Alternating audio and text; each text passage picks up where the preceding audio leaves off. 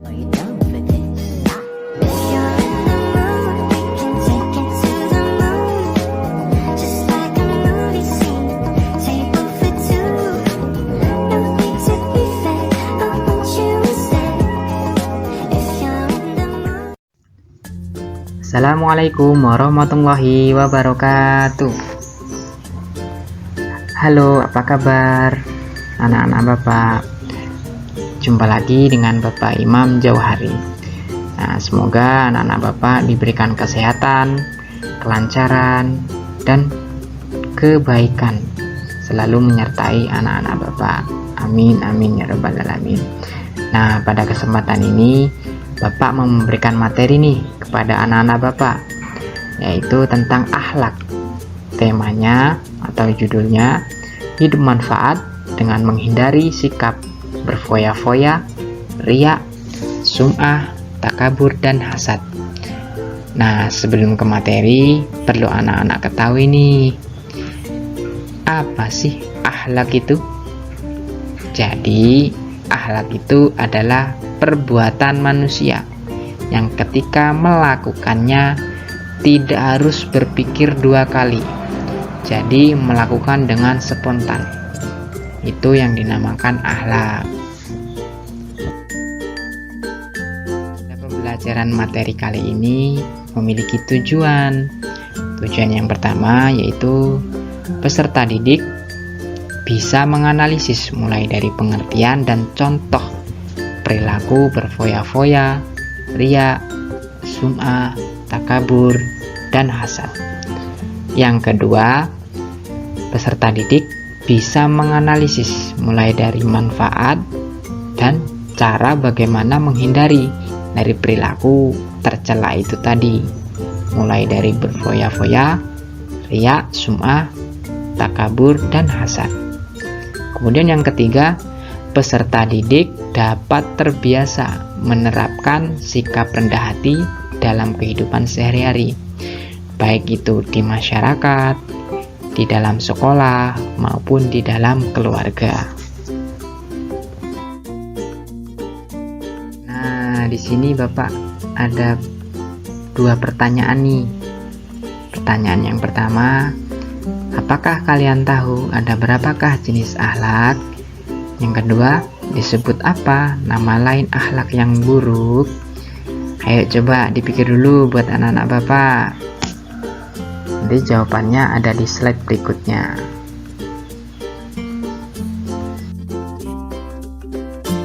Jawaban dari dua pertanyaan tadi ada di sini. Pertanyaan yang pertama, ada berapakah jenis akhlak itu? Jadi, jenis akhlak itu ada dua jenis.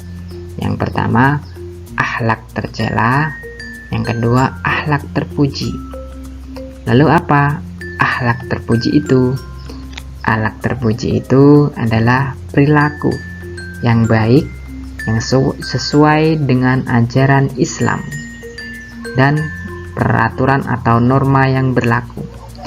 Akhlak terpuji ini juga disebut akhlakul karimah atau akhlakul mahmudah. Lalu apa akhlak tercela? Akhlak tercela itu akhlak yang buruk, tingkah laku yang buruk, perbuatan jahat dari manusia yang bisa merusak imannya dan menjatuhkan martabat manusia. Ayo, siapa yang benar tadi jawabannya dari dua pertanyaan tadi? Iya, terima kasih buat anak-anak Bapak.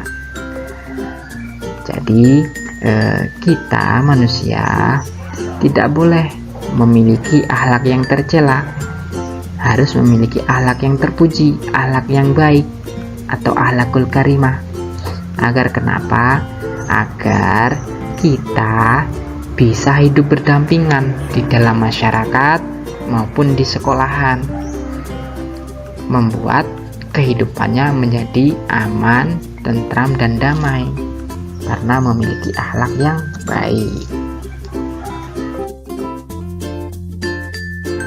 Nah, pada pembahasan kali ini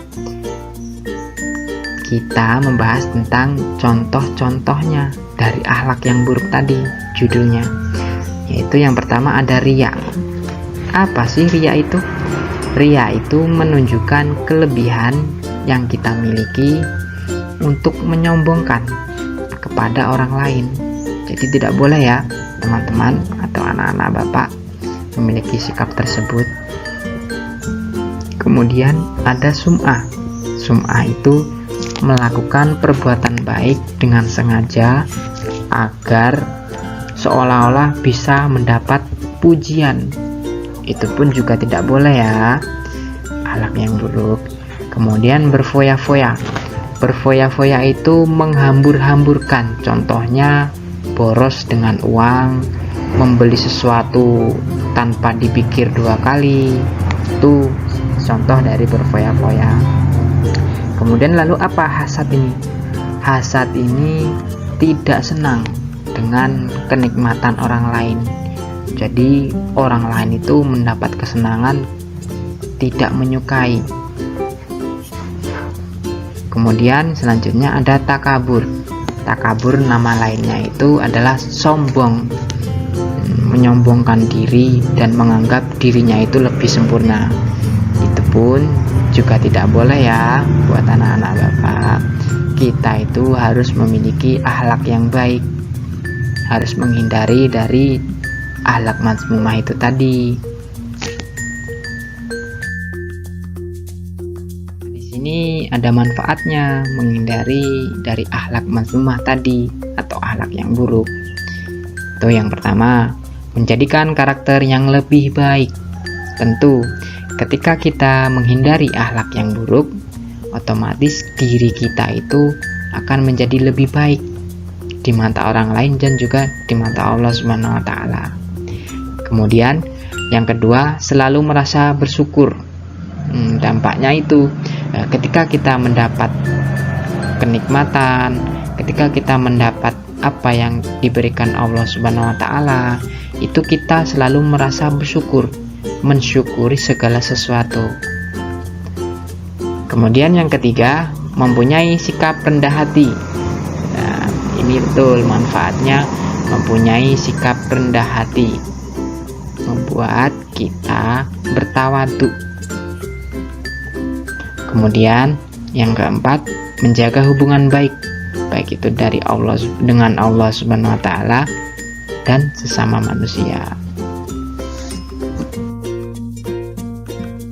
Tadi kita berbicara manfaat dari menghindari akhlak yang buruk. Lalu bagaimana caranya? Caranya ya kita membiasakan akhlak yang baik.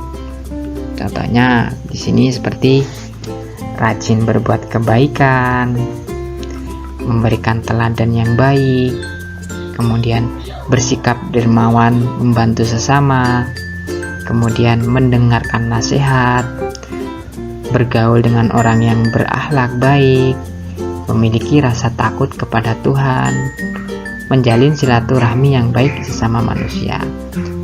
Nah, ketika kita memiliki rasa takut kepada Tuhan, otomatis apa yang kita mau perbuat ini selalu ingat Tuhan. Ketika melakukan perbuatan buruk, selalu ingat Tuhan, takut akan dosa, takut menyakiti hati orang lain. Itu bagaimana cara kita membiasakan akhlak yang baik itu tadi. Kesimpulan pada pembahasan kali ini itu jadi akhlak mazmumah itu adalah akhlak yang buruk yang perlu kita hindari. Kemudian akhlak mahmudah itu akhlak yang baik, sifat terpuji yang justru kita harus miliki, diterapkan di dalam kehidupan sehari-hari. Kemudian agama kita, agama Islam mengajarkan kepada setiap muslim untuk selalu berusaha menjadi pribadi yang lebih baik dengan meneladani suri tauladan kita, yaitu akhlak dari Rasulullah SAW. Beliau selalu membiasakan akhlak yang baik dalam kehidupan sehari-hari.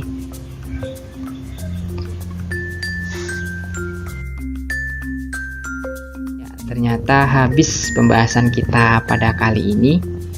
Jadi tadi kan kita sudah belajar mulai dari jenis akhlak ada 2, kemudian akhlak yang buruk itu nama lainnya apa, kemudian contoh-contoh dari akhlak mazmumah itu apa, bagaimana cara kita menghindari dari akhlak yang buruk itu tadi, kemudian bagaimana cara kita membiasakan akhlak yang baik di kehidupan sehari-hari seperti apa.